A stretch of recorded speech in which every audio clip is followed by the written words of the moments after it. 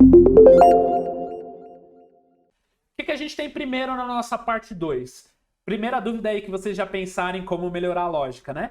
Como pensar logicamente? Então agora nessa parte 2, que a gente já sabe o que é lógica, o que é sequência lógica, o que é lógica de programação, como que a gente pode melhorar a nossa forma de pensar e aí ser programadores melhores, tá? Agora a gente vai entrar na nossa forma ser humano, né? Vamos falar um pouquinho aí de até neurologia, né? Como que a gente usa para fazer o nosso raciocínio lógico. O porquê que é importante pensar logicamente para programação? Obviamente, né? Não preciso nem falar, né? A gente precisa estruturar na nossa cabeça um problema, como resolver o problema, porque senão o computador não vai conseguir se virar ali, né?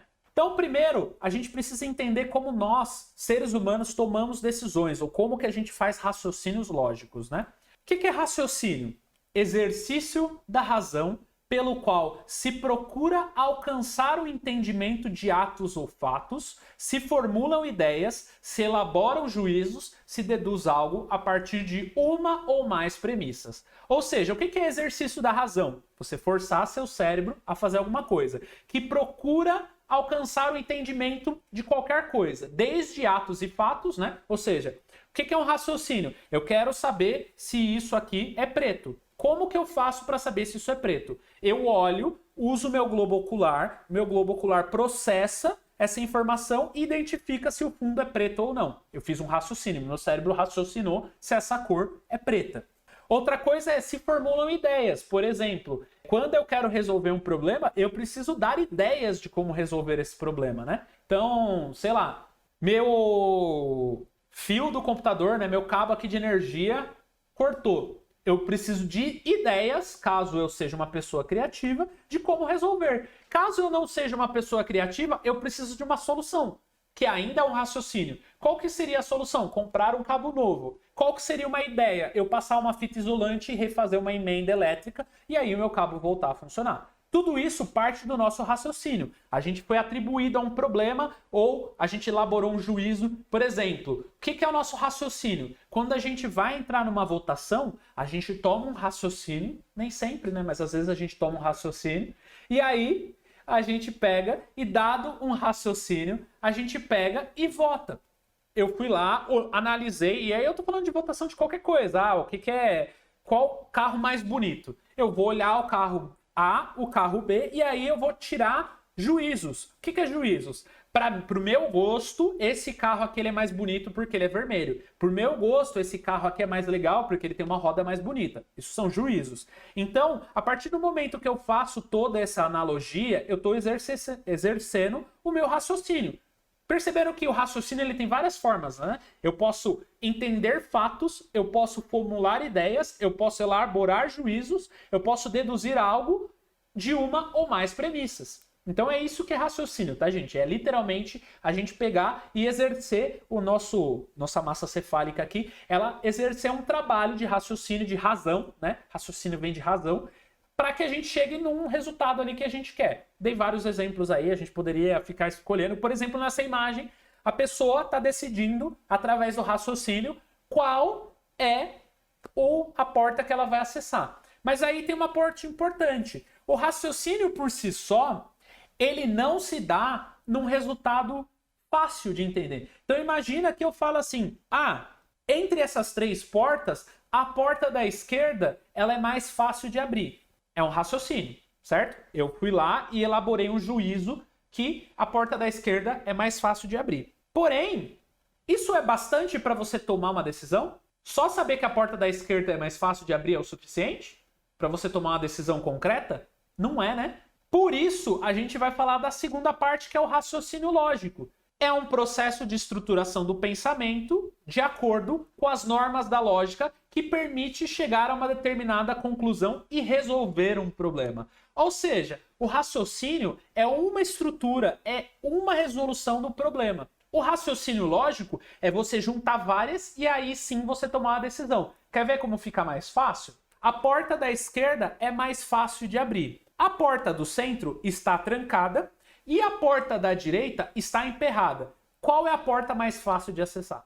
A porta da esquerda. Porque agora a gente fez três raciocínios. Eu primeiro analisei que a porta da esquerda é mais fácil de abrir. Só isso é suficiente para tomar a decisão? Não é. Depois eu vou lá e falo que a porta do centro está trancada. Opa, eu já consigo saber que entre a da esquerda e a do centro, da esquerda faz mais sentido. Porém, eu ainda não tenho todas as análises da minha sequência lógica. Eu vou para a última porta e a última porta está emperrada. E aí sim, com os 3 raciocínios de cada uma das portas, eu consegui tomar uma decisão. Foi fácil agora que eu dei as 3 premissas, não foi? Isso é raciocínio lógico. Então entenda o raciocínio como uma instrução, uma resolução simples. Meu cérebro identificou que o adesivo é preto. Esse celular é menor que esse. É simplesmente um raciocínio. Agora, se eu falo qual celular comprar, eu preciso de um raciocínio lógico, porque a tomada de decisão não é só se um celular é maior que o outro. Às vezes o menor, ele é mais potente. Às vezes o maior é mais barato. E aí, dado todas essas premissas, eu chego no raciocínio lógico e tomo a minha decisão de qual celular comprar. E aí, seguindo no raciocínio lógico, trazendo isso para técnicas, a gente tem 3 técnicas aí neurológicas que a gente toma uma decisão lógica. A primeira delas é conhecida como dedução. O que é a dedução? Corresponde a determinar a conclusão, ou seja, eu deduzo uma conclusão. Utiliza-se a regra, a sua premissa para chegar a uma conclusão. Por exemplo, quando chove, a relva fica molhada. Hoje choveu, portanto, a relva está molhada. Uma dedução lógica, né? Se eu sei que toda vez que chove, a relva fica molhada, se hoje choveu, obviamente a relva ficou molhada. Certo? E aí é comum associar essa forma de raciocínio lógico aos matemáticos. Por quê? Porque os matemáticos eles têm costume de trabalhar com, lembra do igual? Para que serve o igual na matemática? Para você separar 2 sentenças, né? A mais B igual a C. Se A mais B igual a C, C igual a mais B. Como o matemático está acostumado a trabalhar com essa questão de ter 2 sequências, ele acaba tendo um raciocínio dedutivo um pouco mais aguçado. Se toda vez que chove a relva fica molhada, obviamente hoje choveu, a relva ficou molhada. Simples assim. Próxima técnica, né? E isso aqui, gente, quando eu falo técnica, né, são as formas neurológicas que o nosso cérebro processa. A gente não precisa se forçar. Obviamente que se você for uma pessoa que não tem costume de agir com dedução, você pode treinar a sua dedução. Você pode começar a se forçar. Mas isso aqui não são técnicas que vocês vão seguir no dia a dia. Nosso cérebro simplesmente funciona de um desses 3 jeitos. A questão é identificar o seu jeito e ou aprimorá-lo, né, para a lógica de programação, ou entender as outras técnicas para ver como cada uma delas se aplica na hora ali de você fazer o seu raciocínio. E lembrando, o legal da lógica de programação, é que ela não resolve problemas só sistêmicos. Vocês vão olhar problemas do mundo de uma forma diferente. Como trocar o meu celular? Tô com um problema no meu navegador. Emperrou a minha chave da fechadura. Tudo isso são problemas que a gente consegue ter um raciocínio lógico de como resolver.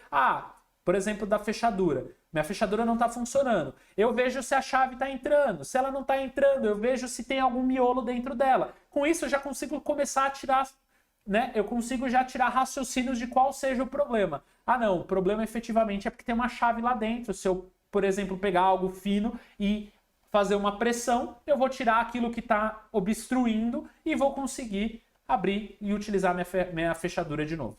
Próxima técnica de raciocínio lógico, indução. É determinar a regra. É aprender a regra e a partir de diversos exemplos de como a conclusão segue a premissa.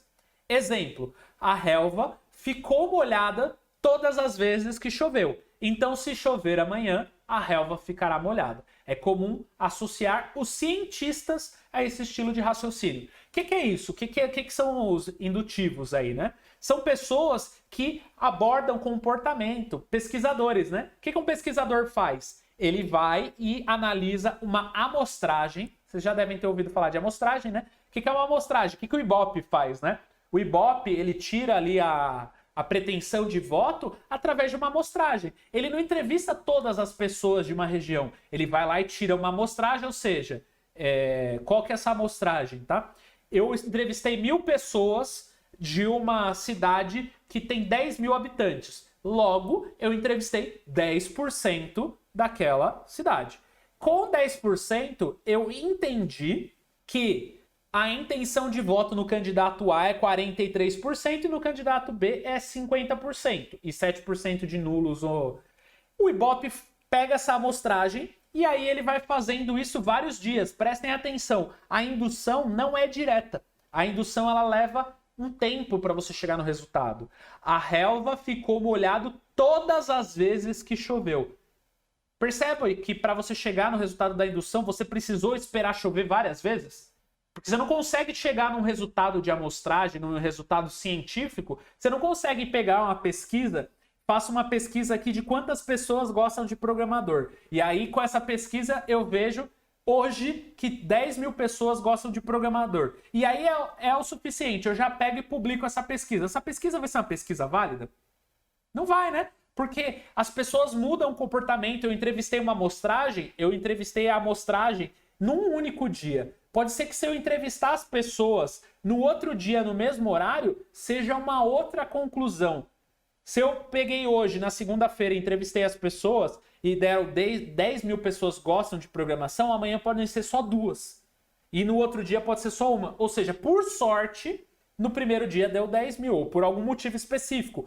Toda essa amostragem científica faz parte da indução. A relva ficou molhada em todas as vezes que choveu. Então, se chover amanhã, obviamente a relva ficará molhada.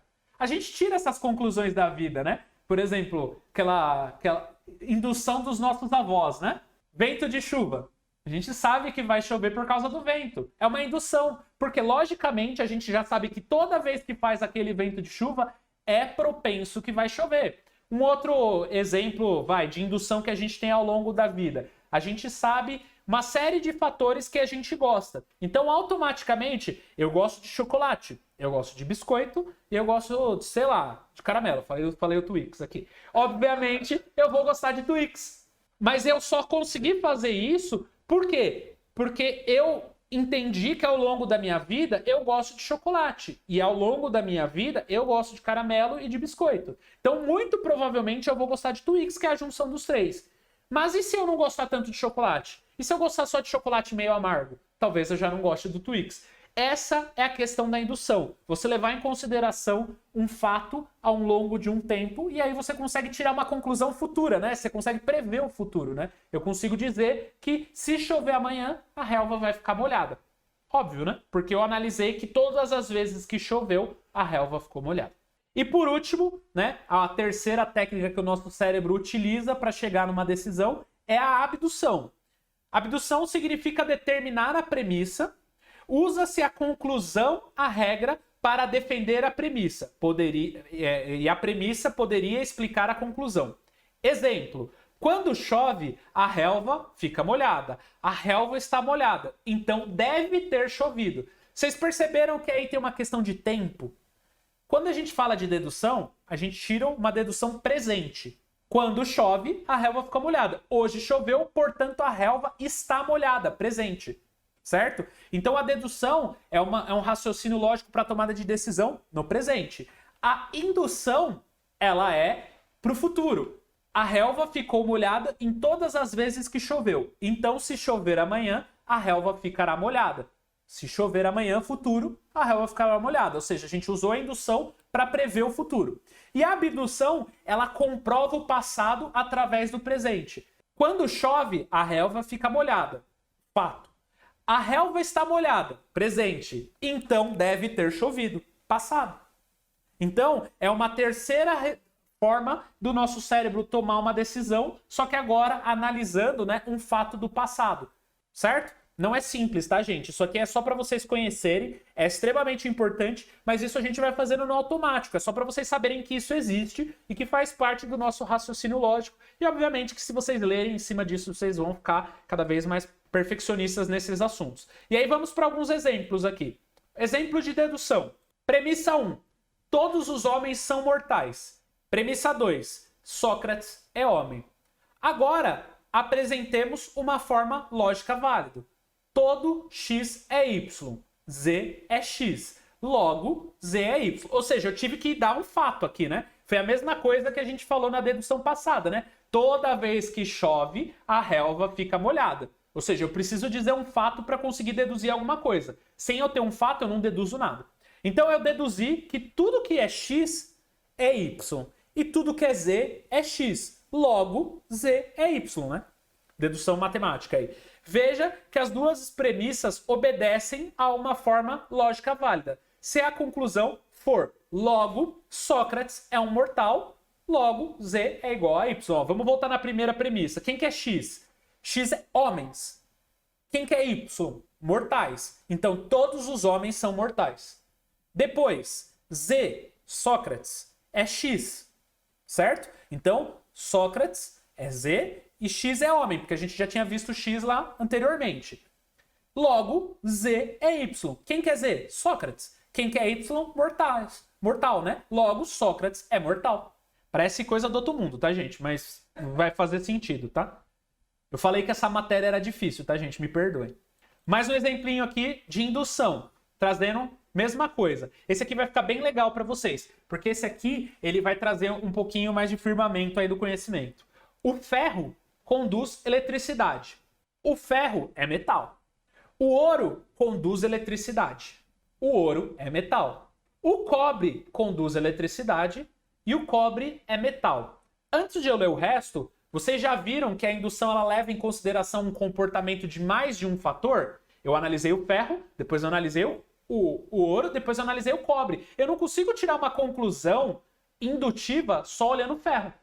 Porque é pouca amostragem. Lembra do que eu acabei de falar lá? Que a pessoa tem que ficar acompanhando ou testando várias fórmulas para chegar? Então, obviamente, ele teve que testar 3 possibilidades para chegar numa conclusão. O ferro é metal e conduz eletricidade. O ouro é metal e conduz eletricidade. O cobre é metal e conduz eletricidade. Logo, metais conduzem eletricidade.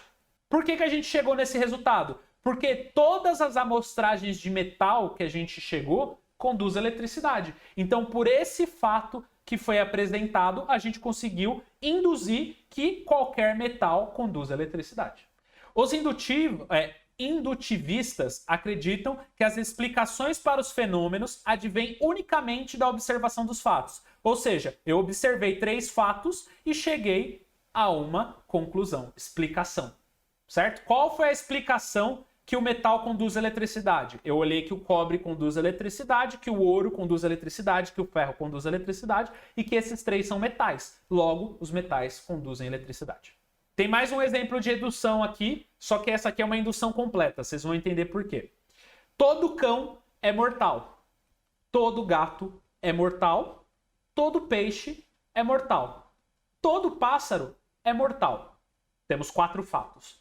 Cães, gatos, peixes e pássaros são animais. Logo, todo animal é mortal. Mesma coisa, né? E por que essa é uma indução completa? Porque ela testou várias funções, né, vários fatos que caem no mesmo. Só poderia ser completo, por exemplo, na indução anterior, eu não sei se existe, mas pode ter algum metal que não é mortal. E aí ele cairia fora da amostragem. Nesse caso, efetivamente, todos os itens analisados são mortais. Cão é mortal, gato é mortal, peixe é mortal, pássaro é mortal. E todos eles são animais. Logo, todo animal é mortal. E isso aqui é o que a gente chama de uma indução completa, né? Você tem uma amostragem completa para chegar num resultado. E aí você sabe qual que é a decisão que você precisa tomar. E por último, mas não menos importante, abdução. Essa aqui é a mais difícil, tá? É por isso que eu vou dar 2 exemplos. Esse primeiro aqui é mais uma introduçãozinha e o segundo é o exemplo mesmo que vai clarificar um pouco mais. Tem-se observado B, um conjunto de dados ou fatos, e A podendo explicar a B. É provável que A esteja certo. Assim, a abdução é a inferência a favor da melhor explicação, porque aqui pode ter mais de uma explicação.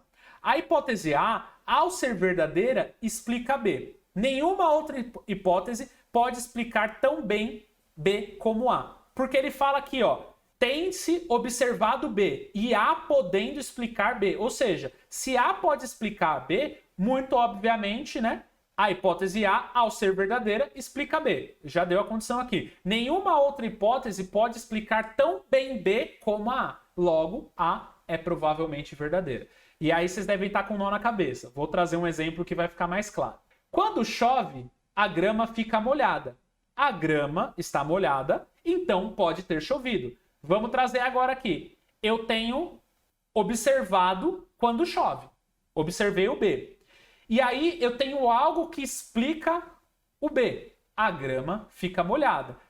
Isso se torna o A, e aí eu posso falar assim, que quando a grama fica molhada, obviamente é verdade, então eu posso ter certeza que pode ter chovido. Por quê? Porque a grama não estaria molhada nesse caso. Eu sei que vocês podem falar que alguém lavou o jardim ali, que alguém jogou água, tá? Mas nesse caso, o fato que foi apresentado é que quando chove, a grama fica molhada. Então a grama está molhada, obviamente, então pode ter chovido. Lembra do que eu falei de presente, futuro e passado? Vocês têm que lembrar que a abdução, ela explica algo do passado. Se a grama está molhada, então pode ter chovido. Essa aqui é a mais difícil por causa disso, porque geralmente a gente não resolve o problema do passado, né? E é por isso que a gente usa muito menos ela. Mas é só para vocês entenderem que esse raciocínio lógico é super importante para explicar algumas coisas. Por exemplo, vou entrar aqui em sistemas um pouquinho, tá? A gente explica muita coisa que aconteceu no sistema olhando o passado ou o futuro. Por exemplo, eu sei que todas as pessoas que estão tentando entrar no meu sistema de login e não estão conseguindo, foi porque pode ser que eu esteja sem internet. E aí como que eu explico isso? Quando eu estou sem internet, as pessoas não conseguem logar na plataforma. As pessoas não estão conseguindo entrar na plataforma, portanto, estamos sem internet. Expliquei no passado, entendeu? Então é uma análise mais ou menos aí de como que a gente faz para chegar numa dedução ali, ou numa abdução de como resolver um problema sistêmico. De novo, não vou falar de problema sistêmico, tá, gente? A nossa ideia de lógica é a gente trazer problemas do dia a dia, tá? Vamos para cima. E aí, só pra gente fechar aqui, eu sei que eu já tô falando bastante, essa matéria é longa e ainda tem um pouquinho de... ainda tem alguns slides pela frente, essa aqui vai ficar bem grandinha. Até porque a gente teve a parada ali no meio, então tudo bem. Eu matei 4 pontos importantes e esses eu vou passar rapidinho para vocês notarem, que nem eu acho que foi o Rayone que perguntou de como que ele faz para melhorar a lógica dele. E aí eu vou dar 4 dicas pessoais nossas aqui de como melhorar a tomada de decisão e o raciocínio lógico. O primeiro ponto importante é concentrar naquilo que realmente importa. Lembra que eu falei que às vezes o enunciado é enorme e só pelo fato dele ser enorme traz um monte de dificuldade? A gente faz assim, ó. Ao eliminar pequenas escolhas, você economiza a melhor das habilidades do seu cérebro para as decisões mais importantes. Olha que exemplo genial isso aqui. Eu achei isso muito incrível, eu queria compartilhar com vocês. Quando o Barack Obama era presidente dos Estados Unidos, ele decidiu parar de tomar decisões cotidianas. Por exemplo, a escolha de se vestir. Era sempre um terno azul ou cinza, com uma camisa branca, porque ele conhecia a ciência por trás das decisões e usando um tipo de uniforme economizava energia para tomar decisões realmente importantes. Olha que muito louco. O Barack Obama, um líder mundial, parou de decidir qual roupa que ele ia usar, virou um uniforme para que ele gastasse energia do cérebro dele tomando decisões que realmente importassem. Eu tenho que fazer uma negociação com tal país, eu tenho que melhorar minha situação econômica e etc e tal. Muito louco, né? E um exemplo muito claro aí dessa forma aí de se concentrar naquilo que realmente importa. Segunda coisa legal, que vale muito a pena, mas isso é pessoal, mas vale a pena, é ilustrar aquilo que você está pensando. Eu uso muito isso. Uma simples figura de 2 quadrados se conectando já diz muito quando você está elencando a sua ideia e quer seguir na solução, pois a parte inicial já ficou ilustrada e você pode ficar no próximo passo da decisão. Imagina que eu tenho uma decisão que são 3 passos. Se eu já desenhei o passo 1 e o passo 2, eu não preciso mais ficar decorando eles. Então eu economizo meu cérebro de ficar decorando. Sabe aquele negócio que eu preciso fazer? Eu primeiro preciso levantar, depois eu preciso fazer não sei o que lá, depois eu preciso fazer não sei o que lá. Se eu desenho esses 2 no papel, eu posso tirar isso da minha memória RAM, né? Aqui eu vou falar de máquina, né? Nosso cérebro é nossa memória RAM, né? Ele processa uma informação, guarda ali e depois ou ele joga para o nosso HD ali, que é as nossas memórias de longo prazo, ou ele apaga essa memória. nosso cérebro funciona muito parecido como um computador, por exemplo. Então, se eu guardo na minha memória RAM uma série de informações, eu tenho que ficar revisitando aquelas informações todas as vezes. Se eu transformo isso em algo visual, eu apago aquela informação da minha memória de curto prazo, e aí efetivamente eu posso seguir na minha ideia. Imagina que você tem uma ideia muito grande, que nem o Gabriel me perguntou de como começar um e-commerce. Eu consigo responder um e-commerce guardando tudo no meu cérebro? Não consigo, né? Então o que eu tenho que fazer? Eu preciso elencar tudo que eu preciso fazer num e-commerce, estruturar numa sequência lógica, e aí efetivamente eu vou colocando isso em caixinhas. A partir do momento que eu já fiz a sequência 1, a sequência 2 e a sequência 3, e elas estão desenhadas lá na caixinha, eu não preciso mais revisitar elas, eu já fiz aquilo. Eu só vou para as próximas. Isso facilita nosso cérebro a processar mais rápido. Terceira dica aí, nossa, né?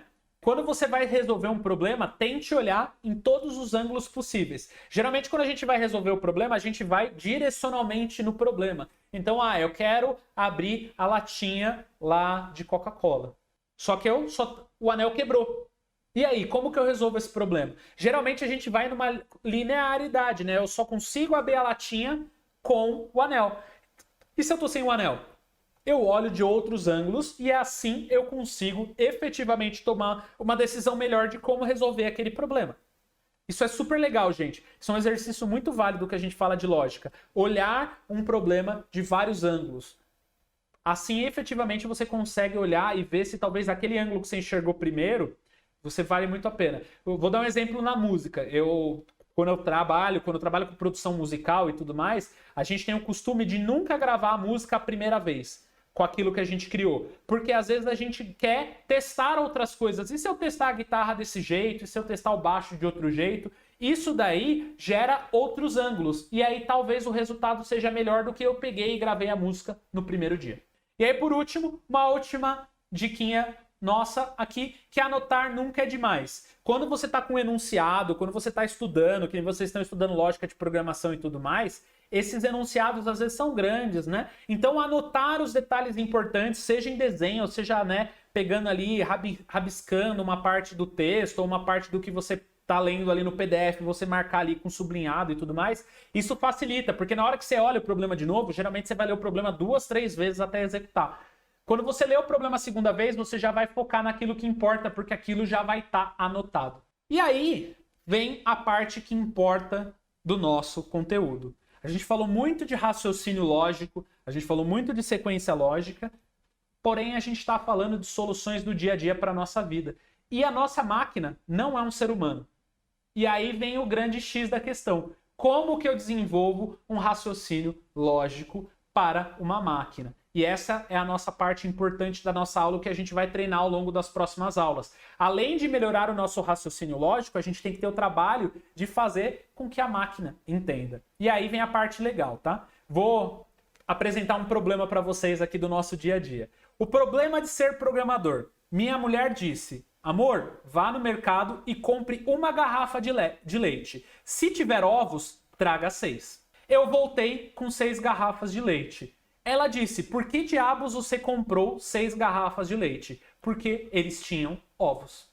Parece bobo, né? Piada aqui, bobeirinha. Mas isso aqui é exatamente a diferença de conforme vocês forem se tornando mais programador. Por quê? Porque essa pessoa exerceu totalmente o raciocínio lógico dela para resolver um problema. Uma pessoa que tem um problema cotidiano, que não está acostumado com o raciocínio lógico, ela vai resolver logicamente o raciocínio dela de uma forma diferente de nós. Olha aqui onde está a pegadinha do pulo.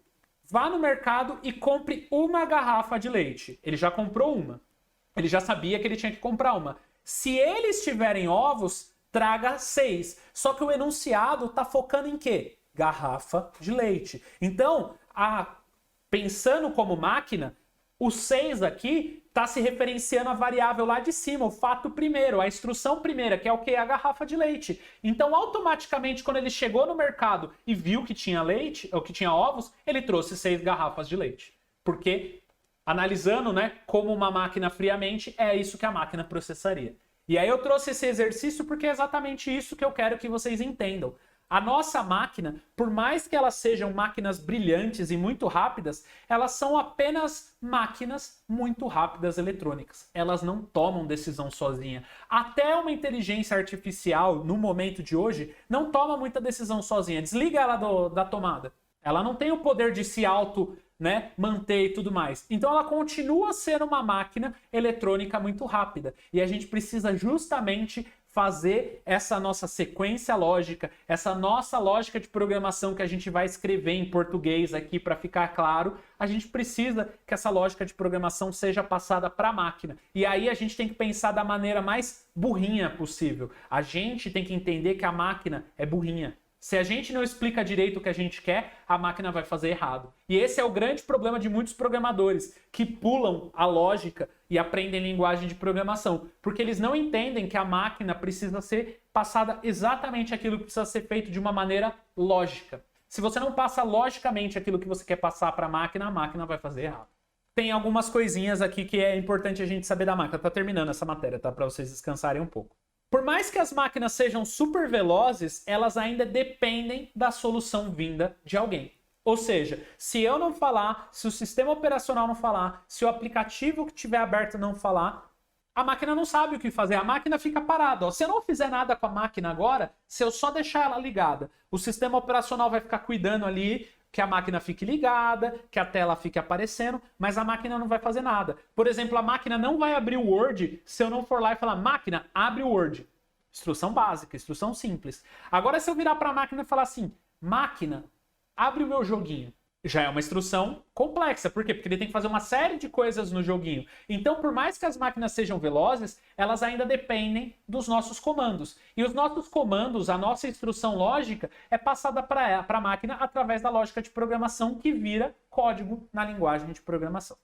E aí, para fechar aqui, nosso último slide nosso trabalho como programadores é entender uma necessidade no mundo real. Gravem isso, tá? Utilizar nosso raciocínio e lógica de programação para transformar essa necessidade em algo que o computador entenda. Isso aqui é o resumo do que é trabalhar com programação. Então eu preciso pegar uma necessidade do mundo real. Vou usar de novo o exemplo do Gabriel.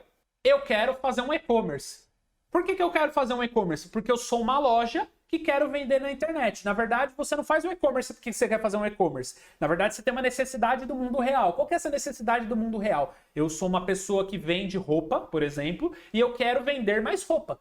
Só que eu sei que pela loja física eu não vou vender tanto quanto se eu vender pela internet. Então, qual que é a minha necessidade? Criar uma plataforma que venda as minhas roupas pela internet. E aí o programador entra com o raciocínio lógico e a lógica de programação para transformar essa necessidade em algo que o computador entenda. Ou seja, eu preciso criar um sistema web, ou um aplicativo desktop, ou um aplicativo de celular, ou uma integração, enfim, qualquer um dos sistemas que a gente já falou, para que o computador entenda e que a gente consiga distribuir um e-commerce para o nosso usuário final.